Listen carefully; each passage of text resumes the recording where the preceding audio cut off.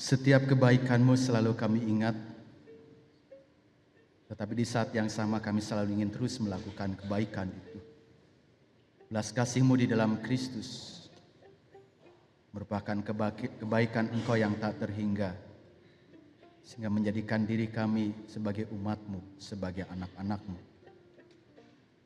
Tapi sebagai orang yang telah mendapatkan kasih dan kebaikan-Mu, biarlah kami senantiasa dekat dengan Engkau. Dalam kedekatan itu kami mengerti apa yang Engkau ingin maksudkan untuk kami teruskan dalam hidup kami. Oleh karena itu firman Tuhanlah yang akan menuntun kami. Terangi langkah kehidupan yang kami ingin lanjutkan dengan firman-Mu itu. Gerakan terus diri kami supaya diri kami menjadi anak-Mu, yang menjadi umat-Mu yang selalu rindu disapa oleh firman-Mu, dibentuk, diubahkan, dan memberlakukan firman Tuhan dalam hidup kami sehari-hari. Oleh karena tolong kami dengan kuasa Roh Kudus, lengkapi kami dengan karunia yang kami perlukan, supaya kebenaran firman Tuhan tidak berlalu dari diri kami, tetapi kami boleh menyambutnya, menerima, menyimpan, memberlakukannya. Kuasai hamba-Mu, lidah bibir hamba-Mu ini, biar setiap apa yang diberitakan, kehendak-Mu saja yang boleh terjadi. Sekarang Bapa berbicaralah, anak-anak-Mu siap mendengarkannya. Di dalam Yesus Kristus kami berdoa. Amin. Bacaan kita yang pertama pada pagi hari ini diambil dari Kejadian 18 ayat 20 sampai dengan 32. Kejadian 18 ayat 20 sampai dengan 32.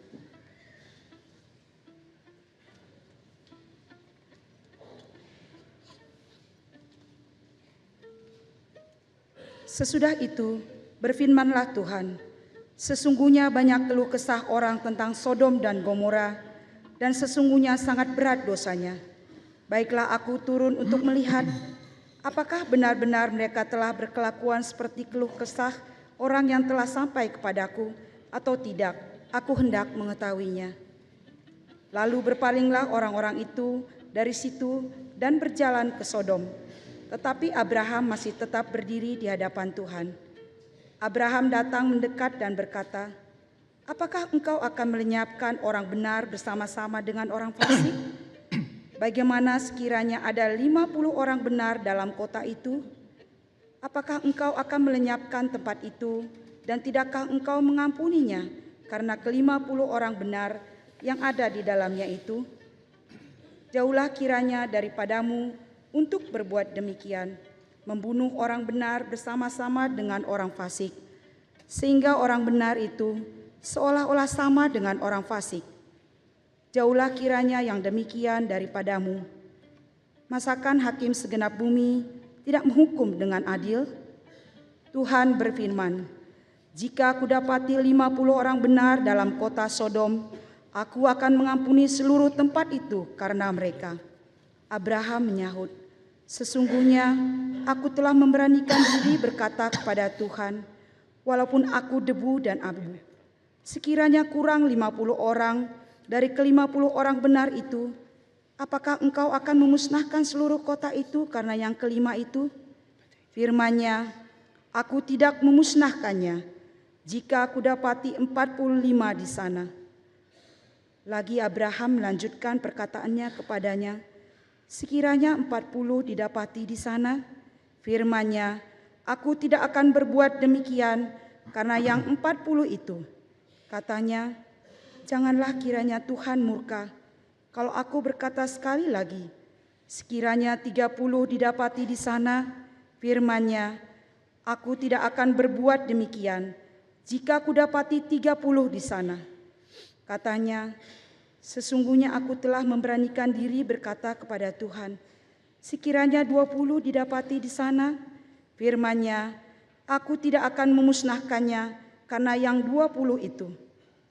Katanya, janganlah kiranya Tuhan murka kalau aku berkata lagi sekali ini saja. Sekiranya 10 didapati di sana, firman-Nya, aku tidak akan memusnahkannya karena yang 10 itu. Demikianlah sabda Tuhan. Syukur pada Allah. Marilah kita menanggapi bacaan yang pertama tadi dengan menyanyikan Mazmur 138.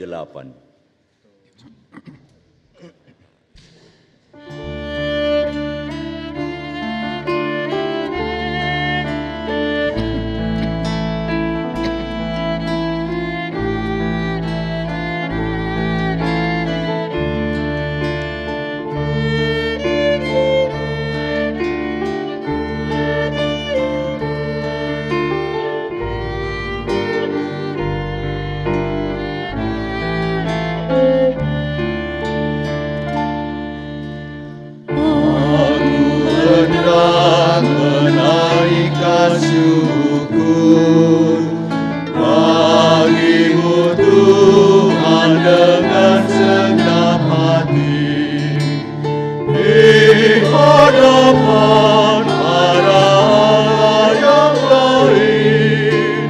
Bukan bermazmur bagimu Tuhan. Aku akan sujud menghadap ke bait dan memuji Tuhan, agungkan nama-Mu. Karena kasih-Mu juga karena setia-Mu, karena janji-Mu melebihi semesta. Pada hari aku berseru kepada-Mu, yakin Engkau kan menjawab aku. Bahkan Kau tambahkan kekuatan baru, ya kekuatan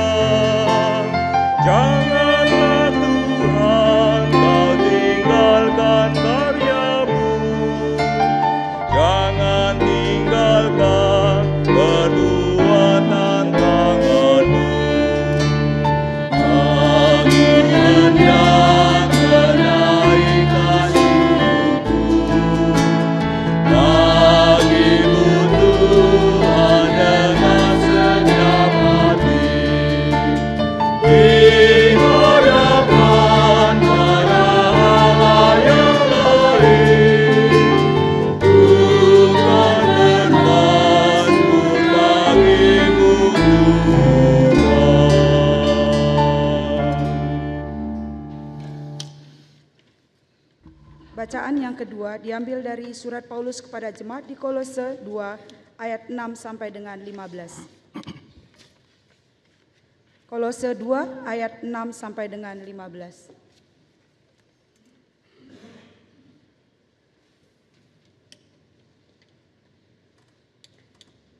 Kepenuhan hidup dalam Kristus. Kamu telah menerima Kristus Yesus Tuhan kita. Karena itu, hendaklah hidupmu tetap di dalam Dia. Hendaklah kamu berakar di dalam Dia dan dibangun di atas Dia. Hendaklah kamu bertambah teguh dalam iman yang telah diajarkan kepadamu. Dan hendaklah hatimu melimpah dengan syukur. Hati-hatilah supaya jangan ada yang menawan kamu dengan filsafatnya yang kosong dan palsu menurut ajaran turun-temurun dan roh-roh dunia, tetapi tidak menurut Kristus. Sebab dalam Dialah berdiam secara jasmania seluruh kepenuhan kealahan, dan kamu telah dipenuhi di dalam Dia. Dialah kepala semua pemerintah dan penguasa. Dalam Dia kamu telah disunat, bukan dengan sunat yang dilakukan oleh manusia, tetapi dengan sunat Kristus yang terdiri dari penanggalan akan tubuh yang berdosa. Karena dengan Dia kamu dikuburkan dalam baptisan, dan di dalam Dia kamu turut dibangkitkan juga oleh kepercayaanmu kepada kerja kuasa Allah yang telah membangkitkan Dia dari orang mati. Kamu juga, meskipun dahulu mati oleh pelanggaranmu dan oleh karena tidak disunat secara lahiriah, telah dihidupkan Allah bersama-sama dengan Dia sesudah Ia mengampuni segala pelanggaran kita, dengan menghapuskan surat hutang yang oleh ketentuan-ketentuan hukum mendakwa dan mengancam kita, dan itu ditiadakannya dengan memakukannya pada kayu salib. Ia telah melucuti pemerintah-pemerintah dan penguasa-penguasa dan menjadikan mereka tontonan umum dalam kemenangannya atas mereka. Demikianlah sabda Tuhan. Syukur. Pembacaan Injil Yesus Kristus menurut Injil Lukas 11 ayat 1 sampai 13.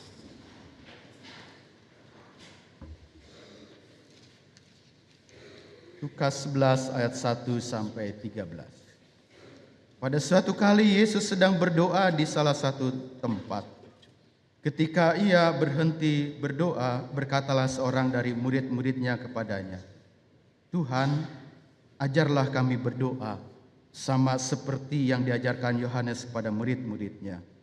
Jawab Yesus pada mereka, "Apabila kamu berdoa, katakanlah, Bapa, dikuduskanlah namamu, datanglah kerajaan-Mu, berikanlah kami setiap hari makanan kami yang secukupnya, dan ampunilah kami akan dosa kami, sebab kami pun mengampuni setiap orang yang bersalah kepada kami, dan janganlah membawa kami ke dalam pencobaan." Lalu katanya pada mereka, "Jika seorang di antara kamu pada tengah malam pergi ke rumah seorang sahabatnya dan berkata kepadanya, 'Saudara, pinjamkanlah kepadaku 3 roti. Sebab seorang sahabatku yang sedang berada dalam perjalanan singgah ke rumahku, dan aku tidak mempunyai apa-apa untuk dihidangkan kepadanya.' Masakan ia yang di dalam rumah itu akan menjawab, 'Jangan mengganggu aku, pintu sudah tertutup dan aku serta anak-anakku sudah tidur. Aku tidak dapat bangun dan memberikannya kepada saudara.' Aku berkata kepadamu, sekalipun ia tidak mau bangun dan memberikannya kepadanya karena orang itu adalah sahabatnya, namun karena sikapnya yang tidak malu itu, ia akan bangun juga dan memberikan kepadanya apa yang diperlukannya. Oleh karena itu aku berkata kepadamu, mintalah, maka akan diberikan kepadamu. Carilah, maka kamu akan mendapat. Ketoklah, maka pintu akan dibukakan bagimu. Karena setiap orang yang meminta menerima, dan setiap orang yang mencari mendapat, dan setiap orang yang mengetok baginya pintu dibukakan. Bapak manakah di antara kamu, jika anaknya minta ikan daripadanya, akan memberikan ular kepada anaknya itu ganti ikan? Atau jika ia minta telur, akan memberikan kepadanya kalajengking? Jadi jika kamu yang jahat tahu memberi pemberian yang baik pada anak-anakmu, apalagi Bapamu yang di sorga, Ia akan memberikan Roh Kudus kepada mereka yang meminta kepadanya." Demikianlah Yesus Kristus. Berbahagialah setiap orang yang mendengarkan firman Tuhan dan yang memeliharanya. Haleluya. Haleluya. Haleluya.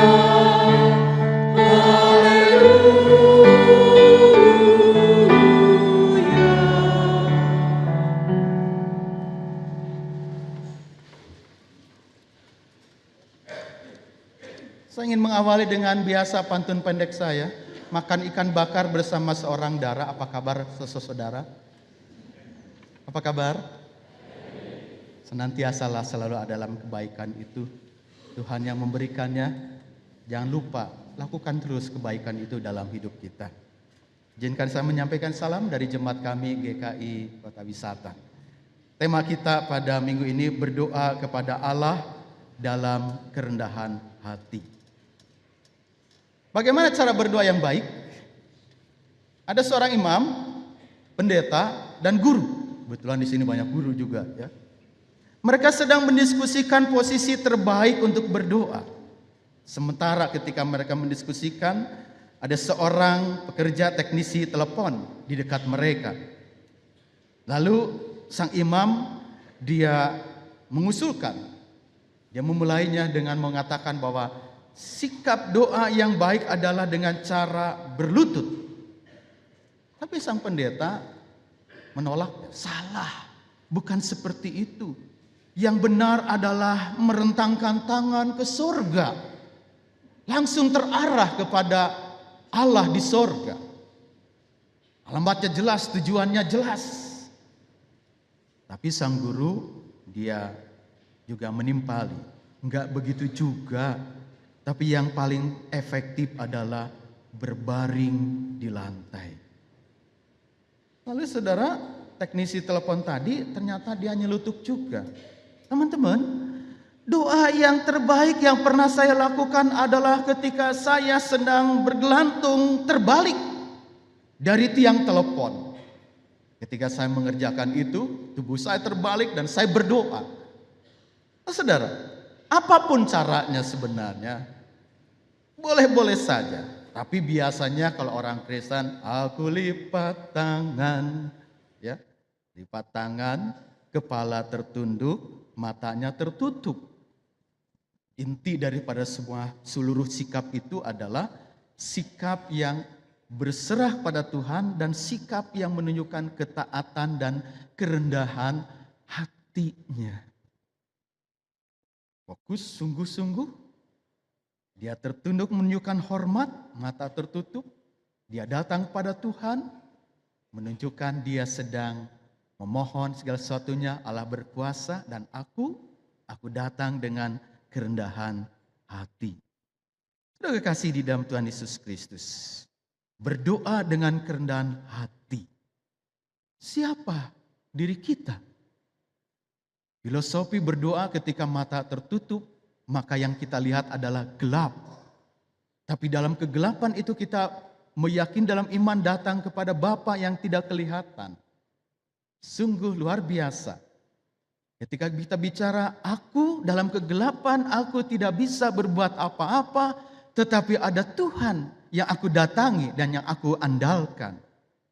Saudara kasih di dalam Tuhan Yesus Kristus. Di dalam doa berarti Tuhan memberi kesempatan bagi kita untuk datang kepadanya di dalam Yesus Kristus.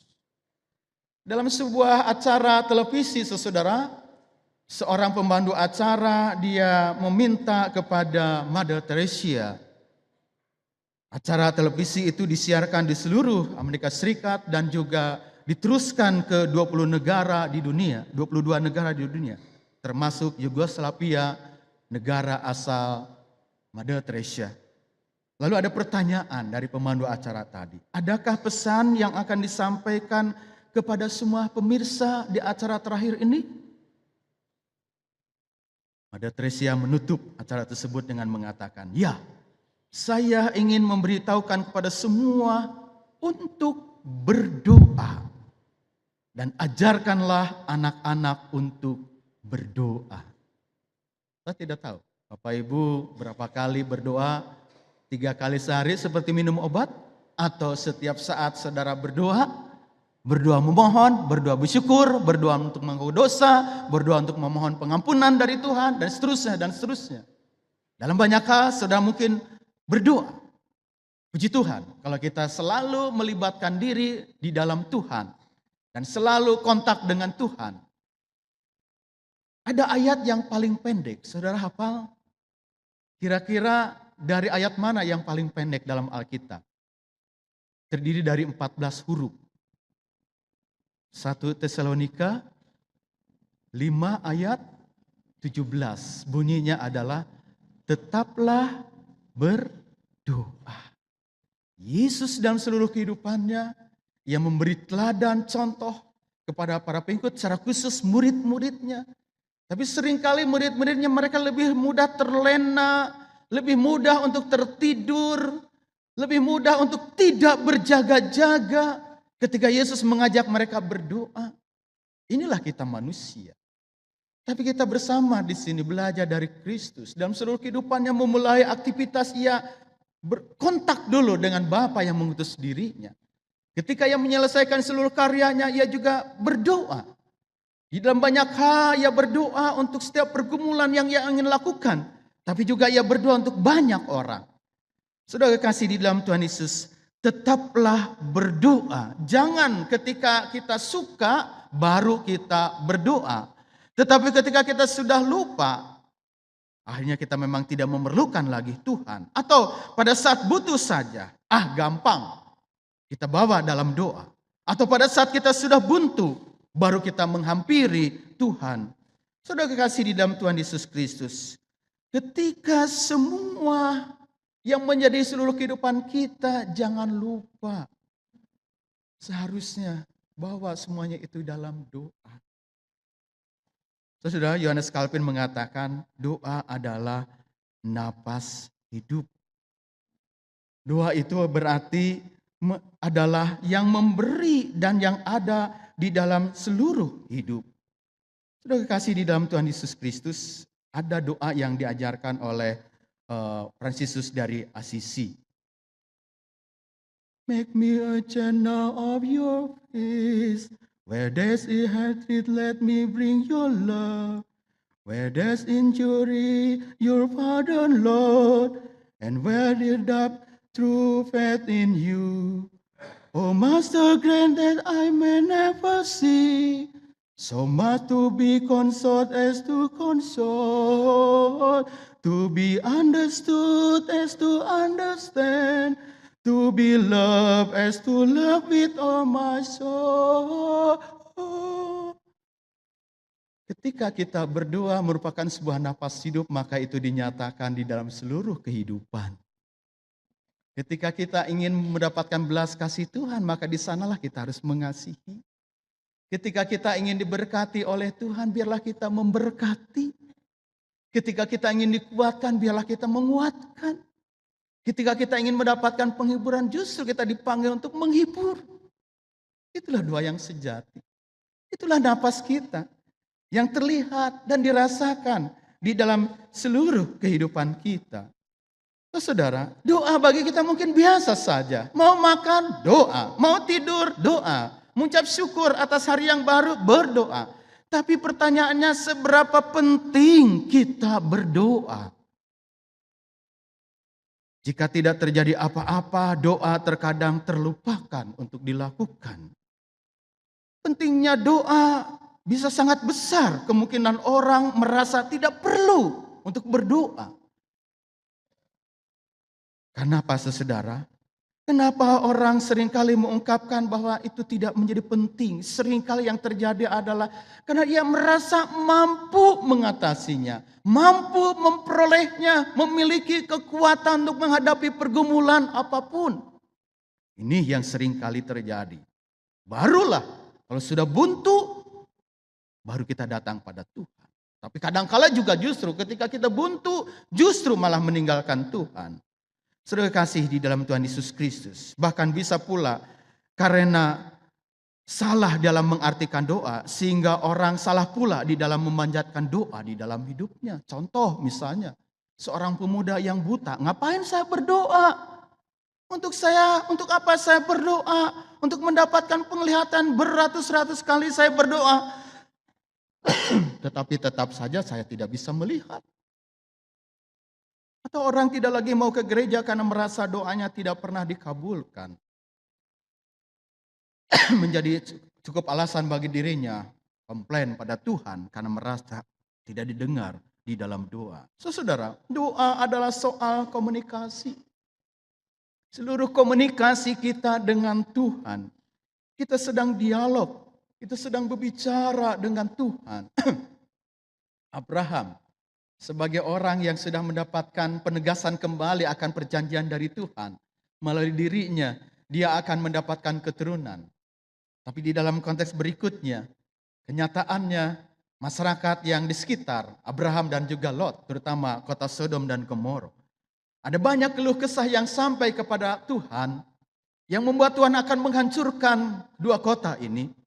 Tetapi dalam hal itu, Tuhan ternyata memberi kesempatan untuk berdialog terlebih dahulu dengan Abraham. Kenapa? Karena ternyata di kota itu ada saudaranya, yaitu Lot bersama istri dan juga anak-anaknya. Dialog terjadi, komunikasi terjadi. Dan menarik sekali, walaupun terjadi seolah-olah ada tawar-menawar, Abraham menunjukkan akan kerendahan hatinya, sebab dia sedang berhadapan dengan Tuhan yang mulia. Tuhan yang memang harus ditinggikan.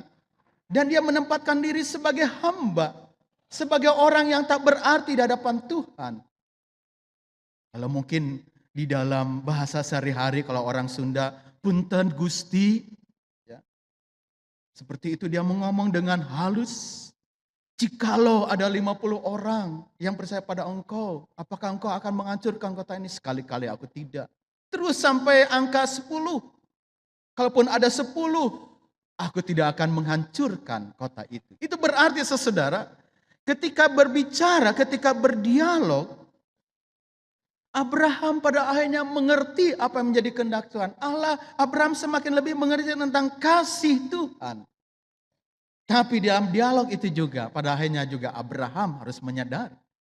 Karena ternyata dalam kenyataannya, di kota itu tidak lebih daripada 10 orang. Tidak ada 10 orang di tempat itu. Ketika sudah mentok di angka 10, Tuhan meninggalkan Abraham. Kenapa? Karena Allah yang Maha Tahu itu, di kota itu ternyata tidak ada 10 orang. Saudara kekasih di dalam Tuhan Yesus Kristus, bagaimana selama ini komunikasi kita dengan Tuhan? Apakah pada saat kita memerlukan saja baru kita datang pada Tuhan? Tetapi dalam hal tertentu kita tidak mampu untuk menaikkan syukur, penyerahan diri kita kepada Tuhan dan seterusnya. Bahkan juga di dalam hal-hal yang lain saudara, seringkali kita salah dalam mengkomunikasikan itu. Saudara masih setuju lagu yang dinyanyikan oleh Bimbo? Aku jauh, engkau jauh, aku dekat, engkau dekat. Bagi saya enggak setuju dengan doa itu. Walaupun kita menempatkan diri sebagai orang-orang yang berdosa, melakukan kesalahan di hadapan Tuhan, tentulah kita juga jangan menjauhkan diri dari Tuhan dan juga jangan menganggap Allah itu jauh dari kita. Allah yang penuh belas kasih, Allah yang senantiasa mengerti siapa diri kita, yang tahu siapa diri kita, bagiannya kita adalah datang kepada Dia. Ketika kita menyapa Bapa kami yang ada di sorga, bukankah di sana menunjukkan kedekatan hubungan kita? Kita menempatkan, memposisikan kita sebagai anak. Tetapi saudara kekasih, perlu dicatat di sana bahwa komunikasi ini kita sedang datang kepada Tuhan yang kudus. Kuduskanlah Tuhan, muliakanlah Dia, sanjung Dia. Mungkin saudara masih mengingat bagaimana pelajaran kateksasi dulu, belajar dari apa yang diajarkan Tuhan Yesus tentang doa Bapa kami. Bagian yang pertama adalah menyapa Tuhan dan mengungkapkan dialog kita atau bicara kita kepada Tuhan. Muliakan, tinggikan Tuhan. Sebab memang pantas itu yang pertama kita lakukan. Dan kita adalah hamba-Nya, anak-anaknya yang tidak berarti. Saudara kasih di dalam Tuhan, Dia yang berkuasa atas surga dan bumi. Sehingga itu akan memperlihatkan sikap kita, sikap yang mau merendahkan hati. Yang kedua saudara, doa adalah juga soal mengurus kehidupan kita. Abraham peduli. Jadikan aku untuk menjadi berkat bagi orang lain sebagai orang yang diberkati. Biarlah kami menghibur ketimbang kami dihibur. Biarlah kami memberkati ketimbang kami diberkati. Biarlah kami memberi ketimbang kami diberi. Doa merupakan bagaimana kita mengurus seluruh kehidupan itu sendiri dan mengurus bukan hanya kepentingan diri kita. Berikanlah makanan kami yang secukupnya. Lepaskanlah kami dari yang jahat. ampunilah setiap kesalahan kami. Perlu memang itu mengurus diri kita sendiri. Tapi yang pertama-tama kita juga harus mengurus kehidupan yang lain. Kita belajar Abraham yang peduli terhadap Sodom dan Gomora. Supaya jangan dihancurkan. Sebab kalau dihancurkan maka orang-orang yang benar juga akan turut dihancurkan. Ada sebuah kebutuhan, keselamatan. Keselamatan untuk kota itu. Dan dengan sangat Abraham memohonnya kepada Tuhan. Apa yang saudara butuhkan? Bawa kepada Tuhan. Mohonkan semuanya itu tetapi di dalam kehendaknya. Jangan menempatkan pemaksaan diri kita. Ataupun juga pola-pola yang lain dan seolah-olah kalau saya sudah meminta Tuhan harus menjawab. Kalau Tuhan tidak menjawab saya akan tinggalkan engkau. Sudah kekasih, doa seringkali tidak selalu terkabul. Betul. Walaupun doa kita mungkin sudah bagus. Doa kita mungkin memohon disertai dengan puasa. Tapi terkadang seringkali masalah-masalah yang kita hadapi ternyata juga tidak lepas di dalam diri kita. Seperti Paulus yang tetap harus hidup dengan penyakitnya. Walaupun dia memohon, lepas penderitaan itu dari tubuhnya. Sembuhkanlah aku dari sakitku. Tapi Tuhan menjawab apa? Cukuplah kasih karuniamu bagimu. Sebab justru dalam kelemahanlah kuasaku menjadi sempurna. Yesus memohon kalau boleh cawan ini berlalu dariku. Tapi jangan kehendakku yang terjadi, kehendakmu lah yang terjadi. Meminta agar beban itu dilepaskan. Cawan itu pahit dan mengerikan. Melambangkan penderitaan. Tapi tidak lepas dari dirinya. Yang harus dihadapi adalah salib itu sendiri. Terkasih di dalam Tuhan Yesus Kristus. Musa pernah meminta agar bisa memasuki negeri perjanjian. Tapi Tuhan tidak mengizinkan. Dia hanya diizinkan melihat dari jauh negeri yang dijanjikan itu. Terkadang memang pergumulan itu tetap harus menjadi bagian di dalam diri kita. Tetapi jangan lupa saudara, doa bisa memberi kekuatan di dalam menghadapi setiap pergumulan apapun. Ibaratnya ketika kita sedang berjalan di hadapan kita ada bukit yang tinggi atau gunung yang menghadang kita. Apakah dalam doa kita Tuhan lenyapkan gunung ini? Tak mungkin kan? Supaya jalan saya rata dan mulus sehingga saya tidak harus mendaki dengan terjal. Tidak. Doa seringkali tidak membuat gunung itu lenyap atau menjauh dari kita. Tetapi doa bisa memberi kita kekuatan untuk mendaki gunung itu. Doa memberi kita jalan agar tidak terus tenggelam.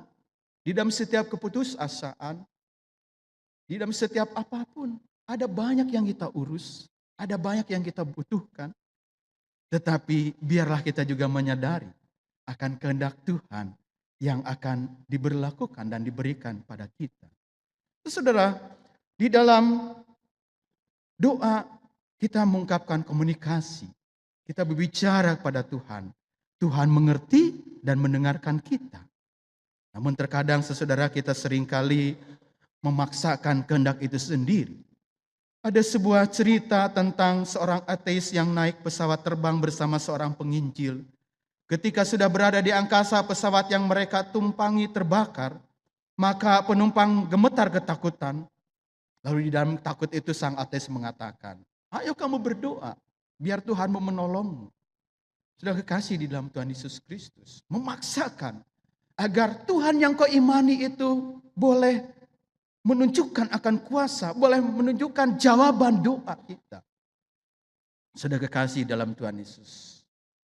Seorang yang beriman ketika ia ditantang seperti itu ia menjawab, kalaupun saya tidak mendapatkan jawaban dari Tuhan dan tubuh saya terbakar, tetapi saya sudah pasti di mana tubuh saya pada saatnya nanti saya berada.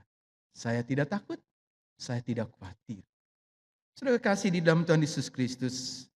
Di dalam kehidupan kita saudara, kita selalu diingatkan bahwa rancangan Tuhan selalu indah pada waktunya. Yeremia 29 ayat yang 11. Betul. Rancangan Tuhan itu adalah rancangan damai sejahtera. Tetapi jangan lupa Pasal 29 Yeremia ayat yang 11 tadi harus dibaca ayat 12, 13 dan berikutnya. Dan ayat-ayat itu sejajar dengan ayat-ayat yang kita baca di dalam bagian pembacaan Lukas tadi. Dan juga sama dengan Matius 7 ayat 7. Minta akan kuberi, cari kamu akan mendapat. Ketok pintu akan dibukakan. Artinya sejahtera yang kita akan dapatkan itu selalu dan melulu jikalau kita melibatkan Tuhan. Jikalau kita selalu menunjukkan persekutuan dengan Tuhan, kedekatan dengan Tuhan, keakraban dengan Tuhan. Maka di sanalah sejahtera itu. Dan sejahtera tidak melulu bicara tentang materi toh. Sejahtera tidak hanya bicara tentang ketika kita sakit lalu sembuh. Tapi karena kedekatan itu walaupun saya di dalam sakit saya bisa menjadi berkat bagi orang lain. Pada saat saya lemah saya bisa menguatkan orang lain. Kenapa? Karena ada kehendak Tuhan yang memang harus dikedepankan. Sudah kekasih di dalam Tuhan Yesus Kristus, Abraham di dalam pembacaan tadi, dia menunjukkan dengan kerendahan hatinya. Demikian juga kita saudara, karena di dalam doa kita tidak sedang memberi perintah atau nasihat kepada Tuhan. Tetapi kita berdua sedang menyatakan dan memohonkan kepada Tuhan di dalam kerendahan hati kita. Sudah kekasih di dalam Tuhan Yesus Kristus. Doa adalah juga berarti soal menjaga hidup. Dalam hidup ini begitu banyak tantangan, begitu banyak godaan. Mari kita introspeksi diri, siapa diri kita? Sungguh kita tidak hebat. Sungguh kita bukan siapa-siapa. Tapi kita punya Tuhan yang luar biasa yang kita bisa kita andalkan. Oleh karena itu, pada saat kita dihadapkan dengan tantangan, godaan, pencobaan dan sebagainya, bagaimana kita melibatkan Tuhan itu sendiri sehingga di dalam setiap tantangan dan pencobaan kita tetap terus bertumbuh. Kita menunjukkan sebagai umat yang setia. Doa di dalamnya yang dibarengi dengan kerendahan hati. Dia tidak akan mengandalkan kekuatannya. Dia tidak akan berserah dan senantiasa melibatkan kemampuannya. Tetapi ia berserah dan melibatkan Tuhan. Bahkan di dalam situasi dan cara yang salah sekalipun. Seringkali ketika kita bersikap tetapi kita meyakini bahwa Tuhan mengerti apa yang menjadi pergumulan kita. Saudara kekasih mungkin pernah mendengarkan sebuah cerita. Ketika seorang anak, ketika suatu keluarga, dia pergi ke Lembang. Dia pergi ke tempat dan taman di sana. Lalu sang ibu tadi membawa anaknya yang berumur 7 tahun. Sejak kecil ibunya selalu mengajarkan berdoa. Doa makan, mau tidur, hendak belajar, hendak pergi ke sekolah minggu dan sebagainya. Tapi doanya yang diajarkan beda-beda. Enggak seperti yang diajarkan oleh teman-teman saudara saya dari Tapanuli. Doanya begitu terus waktu saya kecil. Met awon, bagas rohakon, sesada do Yesus donganku totong. Ya. Mau makan doanya gitu. Mau tidur doanya begitu. Tetapi ibu ini dia bijak sekali. Tidak sama semua doanya. Kapan doa makan, maka kalimatnya adalah demikian dan seterusnya. Saya kekasih, suatu kali ketika mereka sedang ada di dalam taman tersebut, saking asiknya tanpa sadar, orang tuanya meninggalkan sendirian anak kecil tadi. Karena sang anak ini sedang asik mengejar kupu-kupu di dalam taman. Ketika anak itu sedang asiknya, tiba-tiba dari jarak yang tidak begitu jauh muncul seekor anjing yang besar. Secara perlahan-lahan anjing itu mendekati anak itu. Tentu saja anak itu merasa takut dan menjadi gemetaran melihat anjing itu. Namun ia ingat pesan ibunya, agar dalam keadaan apapun ia harus berdoa. Di hadapan anjing itu dia berdoa. Saking takutnya ia berdoa demikian. Tuhan, terima kasih atas makanan ini. Amin. Salah kan? Ya memang anak kecil. Tapi kadangkala juga mungkin di saat tertentu kita menyampaikannya keliru.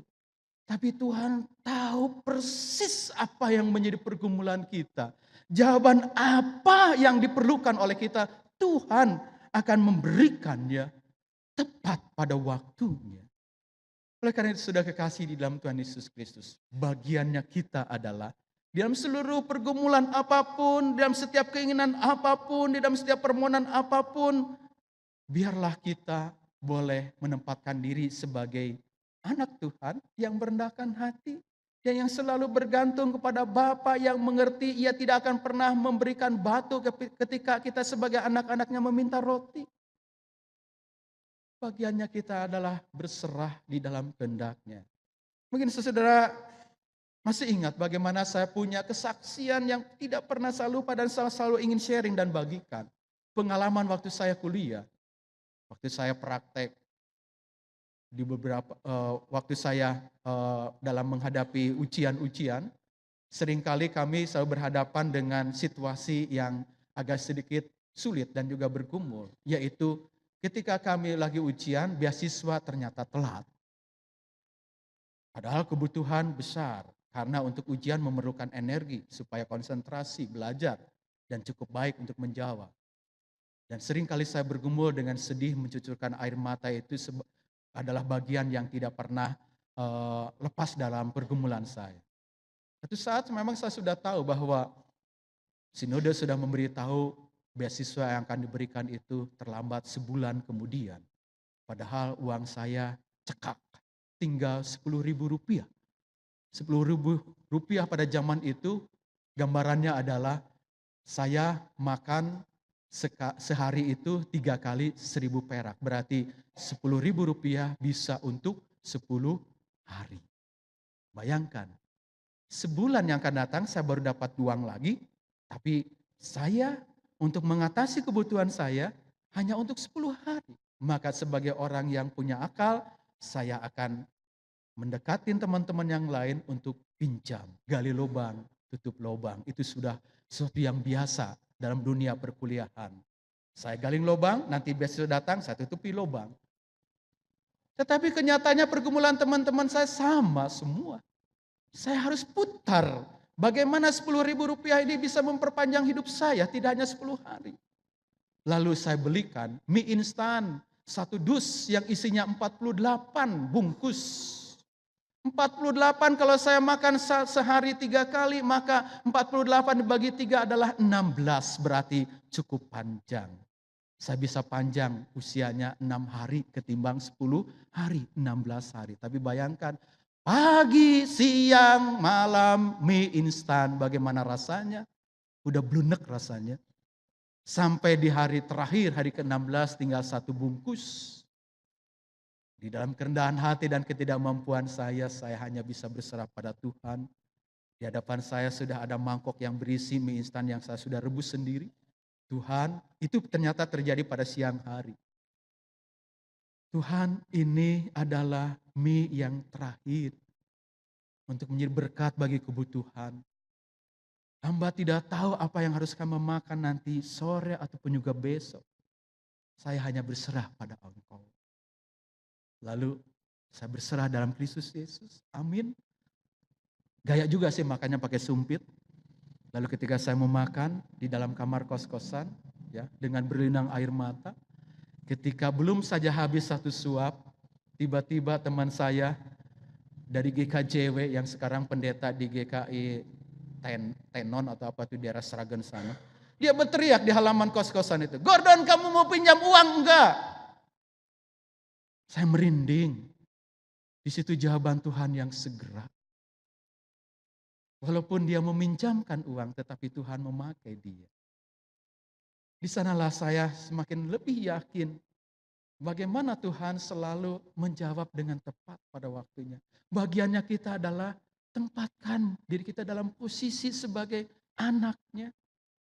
Dan yang sang Bapa itu mengerti apa yang kita butuhkan. Itulah sikap kita yang merendahkan hati kita. Oleh karena itu ketika saya melayani jemaat, saya tidak lagi bicara tentang materi ataupun juga uang. Ketika saya melayani di GKI Rengas Dengklok, jemaat yang kecil, minim finansial, minim SDM dan sebagainya, saya tidak pernah protes pada Tuhan.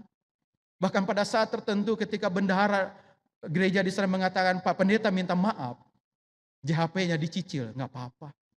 Di satu saat ketika saya menikah dan punya anak yang masih bayi, memerlukan uang untuk membeli susu, uang betul-betul nggak ada di dompet.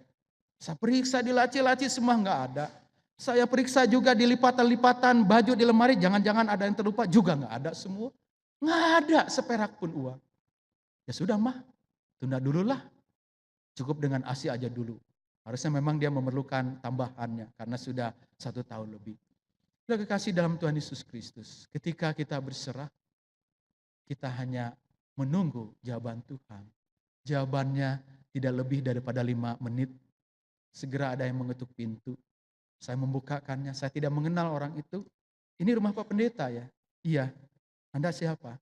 Saya disuruh oleh bos saya. Oh ternyata dia suruhan. Dia sebutkan namanya, oh ternyata itu anggota jemaat kami di sana. Saya menitipkan ini dari bos saya, ada amplop. Isinya waktu itu masih lumayan lah, tahun 89, tahun 90, betul-betul tahun 90, itu lumayan 1 juta rupiah. Lalu saya sodorkan pada istri saya, Ma, ini jawaban Tuhan. Ketika kita percaya, ketika kita berserah pada Tuhan. Pengalaman-pengalaman itu, dan seringkali memang Tuhan menjawab ketika kita membutuhkan. Apakah itu kekuatan, apakah kebutuhan, keperluan jasmani kita. Itu yang membuat istri saya mengambil sebuah keputusan berani. Padahal dia baru diangkat menjadi pegawai tetap di BCA Tanah Abang. Dia mengatakan, saya resign, saya mundur. Lebih baik saya terlibat di dalam pelayanan mendampingi suami. Apa sih yang dicari oleh manusia?